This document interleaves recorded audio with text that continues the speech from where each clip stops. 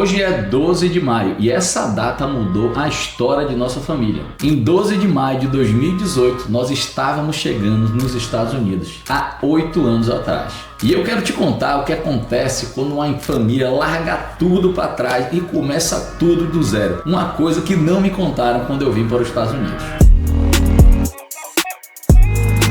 Em 2015, o Brasil vivia um momento de muita incerteza, com a possibilidade do impeachment, e na nossa cidade o crescimento da violência era assustador. A gente ia se privando já de tudo, a gente ia precisando dos lugares que a gente gostava, de sair na rua. A cada dia nós nos sentíamos mais sufocados em nossa cidade. A gente sempre ouvia que o Brasil tinha um grande potencial, que era um país do futuro, mas ao mesmo tempo a gente não via essa realidade, a gente só via o crescimento da violência e as dificuldades cada vez mais acontecendo na nossa cidade. E essa história de país do futuro, a gente entendeu que ia ficar só na conversa, que ia ser muito difícil do Brasil realmente virar o país do futuro. E é por isso que hoje, em 2026, eu entendo quando as pessoas falam com a gente que perdeu a esperança no Brasil, que o Brasil vai melhorar. Porque nós perdemos a esperança em 2015. Mas eu preciso ser bem honesto com você, a gente não saiu do Brasil porque tinha uma vida ruim. A vida da gente no Brasil era muito boa. A gente vivia em Salvador, num condomínio fechado, nossas filhas iam para escolas boas, a gente fazia viagens internacionais todo ano.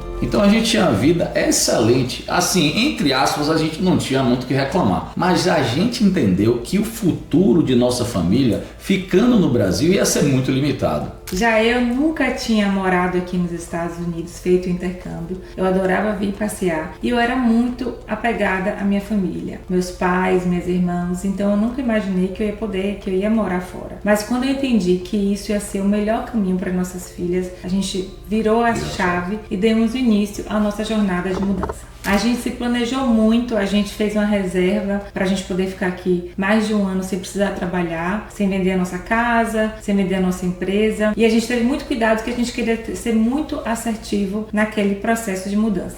Porque naquela época, como eu já falei, tinha pouquíssima informação. Então a gente ainda tinha muita insegurança de vir para os Estados Unidos e vender todas as coisas no Brasil. E por que nós escolhemos Lake Nona? Em 2016, em uma das muitas viagens que nós viemos aqui para tomar a nossa decisão de que lugar a gente ia morar, a gente conheceu Lake Nona. Eu confesso que eu me encantei por outros lugares. Eu visitei Celebration, fiquei apaixonada. O Winter Garden também eu vi que estava crescendo. Mas quando a gente entrou em Lake Nona, a gente já sentiu uma atmosfera um pouco diferente. É uma modernidade, é uma coisa que é diferente dos outros lugares aqui da Flórida.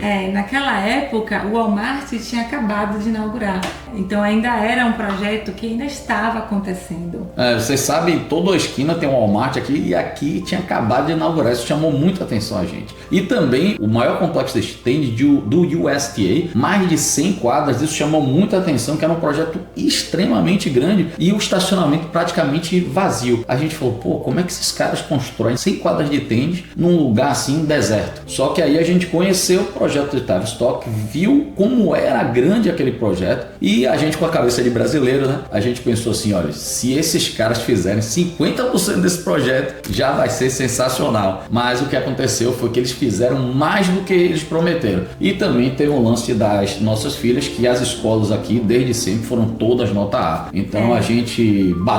Isso foi um ponto crucial também para nossa decisão, quando a gente viu que todas as escolas em Lake Nona eram nota A. Então, apesar de ser uma área que ainda estava se consolidando, a gente viu que tanto o investimento que se é feito naquele bairro, as escolas sendo A e pelo posicionamento do bairro em relação a Orlando, esses pontos foram importantes para nossa decisão. A chegada e a realidade. Olha, quando eu cheguei, eu estava super animado. É tudo muito novo quando você chega nos Estados Unidos, né? Casa nova, vida nova, um bairro novo. E eu vou te falar, até pequenas coisas como simplesmente ir no supermercado encanta todo mundo. Mas foi aí que, depois dessa novidade toda, eu caí um pouco na rotina. E aí eu senti que eu tinha que reaprender várias coisas e até coisas muito simples, como você fazer transferência no banco, que é diferente, você limpar a casa, você comprar material de limpeza e até você ter que tirar de novo carteira de motorista, é realmente um novo começo. E também você reconectar com novas amizades, novo bairro. E eu vou te falar que eu fiquei um pouco abatido batido, mas hoje eu sinto até vergonha de falar isso para vocês, mas porque foram coisas tão banais, coisas que alguns brasileiros como eu, você tem uma faxineira, tem uma pessoa que ajuda a sua casa, e aqui a gente, essa foi a minha dificuldade, eu fico envergonhado de te falar, mas dá conta dessas atividades domésticas que hoje eu acho tão banal, né? Que, foi tão... depois que passou foi tão tranquilo, mas realmente isso foi uma dificuldade. E Sara tem até uma cena que a gente relembra até hoje, que foi muito engraçado, né? Eu tinha acabado de limpar o banheiro e eu falei, você tinha feito faxina na casa toda. E eu falei pra ele, você vai usar o banheiro agora? Acabei de limpar ele, mas peraí, não é pra usar? Não é pra usar quando tá limpo? Aí eu falei, meu Deus, não, eu tenho que parar com isso. Mas de fato, assim, o começo é muito bom. Você preparar suas filhas para ir pra escola, material escolar, ir no mercado, é tudo muito prazeroso. Até você ter essa coisa, eu não cozinhava no Brasil, então você cozinhar para suas filhas, preparar o café da manhã, o dia a dia da casa, isso é muito, muito legal. E hoje até essas atividades domésticas, né, que a gente faz, a gente sente que a gente se conecta mais com a família, e toda a família, né? Toda a família ajuda, até as meninas, desde pequenininha, quando chegaram aqui, elas começaram a ter responsabilidade, ter que ajudar em casa.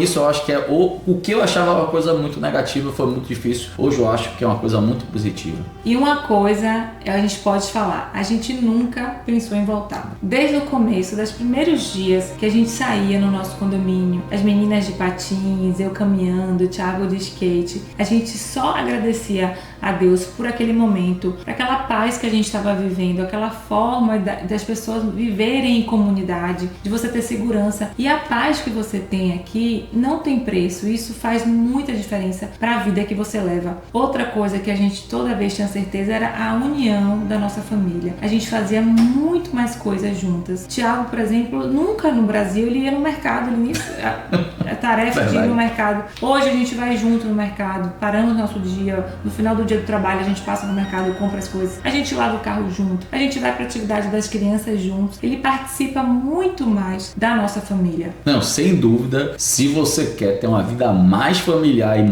uma família mais unida, sem dúvida, para mim foi uma virada de chave ir para os Estados Unidos. E a gente conseguiu também aqui ver muitas conquistas das meninas que a gente sabe que no Brasil ia ser muito mais difícil. A independência que elas vão adquirindo. Aqui, com 10, 11 anos, as crianças começam a ir sozinhas para a escola. Eles não querem mais ir com a gente. A nossa filha mesmo, quando ela foi para a escola, ela já viu que todo mundo ia sozinho, ela já falou, olha, volte para casa, eu não preciso mais de você para me ajudar. Eu consigo ir sozinho, me virar sozinha. Com 11, 12 anos, né? E você vê que no Brasil, as minhas com 15, 16, 17 anos, você fica apreensivo de uma criança ir sozinha para a escola, ou ir sozinha para qualquer lugar, né? Aqui com 15 anos, a sua filha já pode tirar a carteira para começar a dirigir. Então, os pais ensinam seus filhos a dirigir. Então, com 16 anos, a criança já pode dirigir sozinha no carro, num certo horário, obviamente, mas dá uma independência e um senso de responsabilidade também para a criança. E eu sei que você vê muitos brasileiros na internet postando, comprando Porsche, iPhone 17 e tudo, mas a virada de chave da América são as coisas simples que você não pode fazer no Brasil, que nem a pessoa mais rica do Brasil, com todo o dinheiro que você tem, você não consegue esse tipo de liberdade. Eu lembro muitas vezes que eu levava minha filha de bicicleta pequenininha, com 6 anos, a gente ia pedalando junto, e eu voltava pedalando para casa e eu falava, nossa, eu agradecia sempre a Deus, e eu comentava sempre com Sara. Eu acho que os americanos como eles já nasceram, já viveram isso, eles não têm noção de como é prazeroso, como é, eu acho que libertador você ter essa liberdade de você ir de bicicleta para levar as meninas na escola e você ter a tranquilidade de que elas estão num lugar seguro. E agora o erro que você não precisa cometer. Porque nós já cometemos esse erro por você, né? E eu preciso contar um erro que nós cometemos, que foi a gente, quando mudou para cá, a gente primeiro alugou um imóvel. E a gente ficou alugando por 2 anos e meio. A gente passou mais de 2 anos alugando a casa. A gente não tinha encontrado a nossa casa, veio a pandemia, então quando escolhemos a nossa casa, a casa demorou de ser entregue por conta da pandemia, porque todas as obras atrasaram aqui nos Estados Unidos, então a gente acabou pagando aluguel muito mais tempo do que a gente precisava. E o que eu sempre falo para todo mundo, você não precisa ter 100% do dinheiro, você, como estrangeiro, você só precisa ter 25%, você vai financiar em 30 anos, então